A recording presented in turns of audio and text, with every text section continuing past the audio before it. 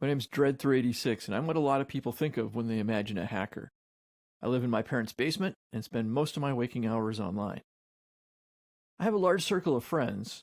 Well, I guess you can call them friends. I've never actually met any of them in real life. And we try to outdo each other by doing different types of hacks. Notoriety is the coin of the realm here. I'm mostly just curious about what kinds of weaknesses are out there and what I can do and how far I can get into these systems. I just want to explore for fun. I don't mean any harm in it. And sometimes we'll change a page on a website to embarrass someone or to show the world how clever we are, but no serious damage. The kinds of methods I use include various ways to obtain valid login credentials to the systems I want to get into. There are lists online of the most commonly used passwords, and those can be useful, but without the corresponding account names, I'd be left with brute force attacks where I guess the account names and try each of the common passwords. That's not very efficient. Instead, I find ways to trick people into telling me their account names and passwords directly. This is called phishing, and here's how it works. First, I set up a web server with a login page that looks identical to the one I want to break into. The idea here is that when someone loads that login page and enters their credentials, I'll save whatever they entered and show them a quick error message saying their password was incorrect.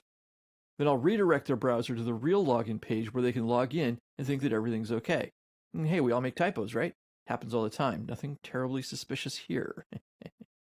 Then I send a specially crafted email that looks like it was sent by the real system.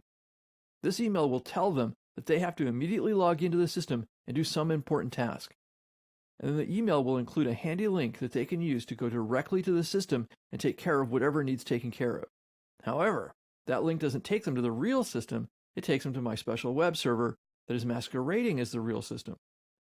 By the time they get into the real system and see that everything's actually okay, I have their credentials and can log in as them. Most people will never know. Who am I? Who wants to know? Most of us want to remain anonymous. See what I did there? Okay, I go by FreeData2K, and I'm a hacker and an activist. I'm a hacktivist. I'm a member of several online anarchist collectives, and we attack targets that represent things we collectively don't agree with. Sometimes they're specific corporations. Sometimes we go after political or social organizations if they've done something that we feel is bad. We're motivated by political, social, or moral outrage. One of our favorite attack methods is what's known as a distributed denial of service attack, or DDoS. This is where we get thousands, hundreds of thousands, or even millions of computers worldwide to send bogus network requests to our victims' servers. With so many requests hammering their servers, they either can't fulfill legitimate requests or they crash entirely.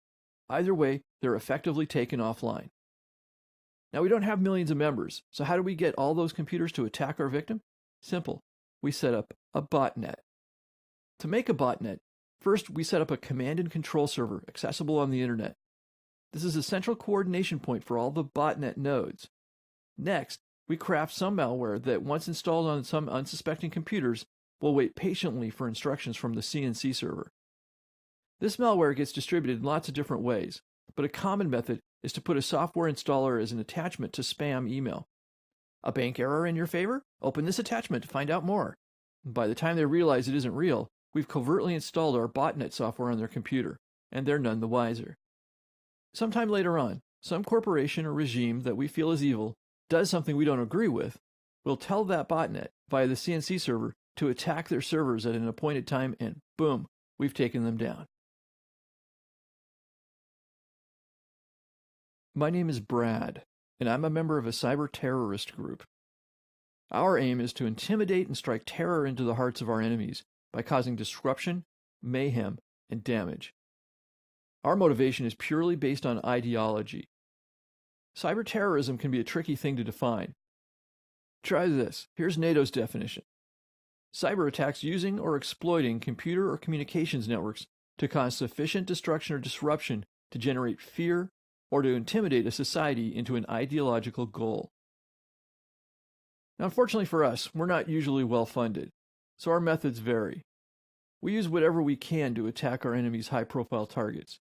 We can disrupt internet services with DDoS attacks and infiltrate systems to steal sensitive data or expose the personal data about people we want harmed. We also threaten to corrupt critical information, such as healthcare records, hoping to throw entire industries into disarray. Since we don't usually have a lot of resources to throw at this, we don't develop much of our own malware tech. We beg, borrow, and steal what we can, wherever we can find it. We've had pretty good luck with spear phishing, though. It's like phishing, but instead of sending the emails out to a broad audience, we send the email only to specific people that we want to target. Once we've infected the computer that they use, we know that we can get to the more serious stuff, which is what we want.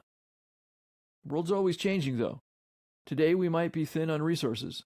Tomorrow? Who knows?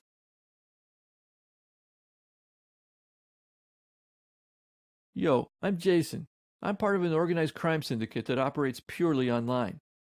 Some small-time cybercriminals operate alone, making little money here and there. Well, we're larger.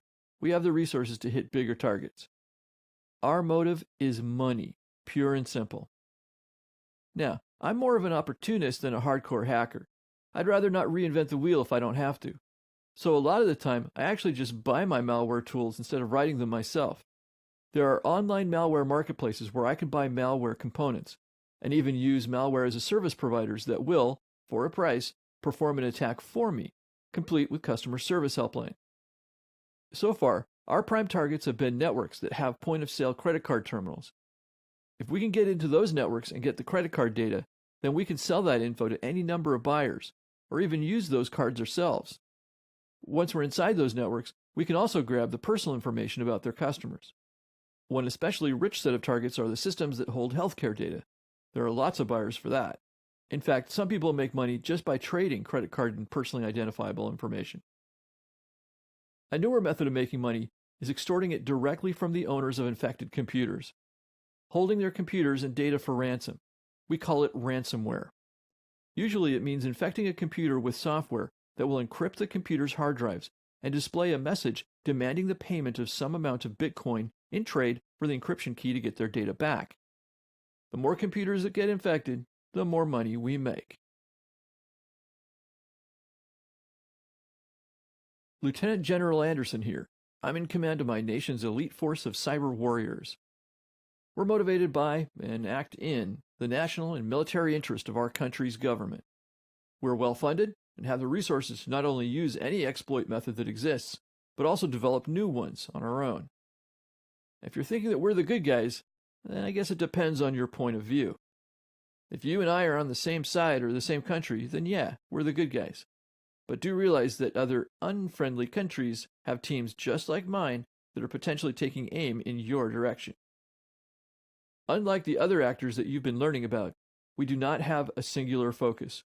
Our missions include espionage, extortion, and embarrassment on one end, to using targeted cyber weapons to disrupt, damage, or destroy critical infrastructure on the other. To complete these missions, we use a variety of attack methods. Heck, we use them all. Obviously, I can't talk about most of them, but one well-known method is to leverage unpatched vulnerabilities in common operating systems and applications. These are also known as zero-day exploits, presumably because when the exploit is launched, the vendor has had 0 days to fix the problem. Using some of the resources I mentioned earlier, we do intensive research on these common operating systems and applications, finding weaknesses, bugs, and other behaviors that we can use to attack our enemies' computer systems. When we do find vulnerabilities, we keep them secret. We don't tell the vendor about it because we don't want them to fix the problem. If they did fix the problem, then our expertly crafted exploits would be useless. Hopefully, we're the only ones that know about the vulnerability. If it comes time that we have to launch an attack that uses an exploit of an unpatched vulnerability, then likely it won't be long until someone figures out how that attack worked. Then the software vendor will almost always issue a patch right away. So once we use one, it has a pretty short shelf life before it's no longer usable again. Again, it's why we keep them secret.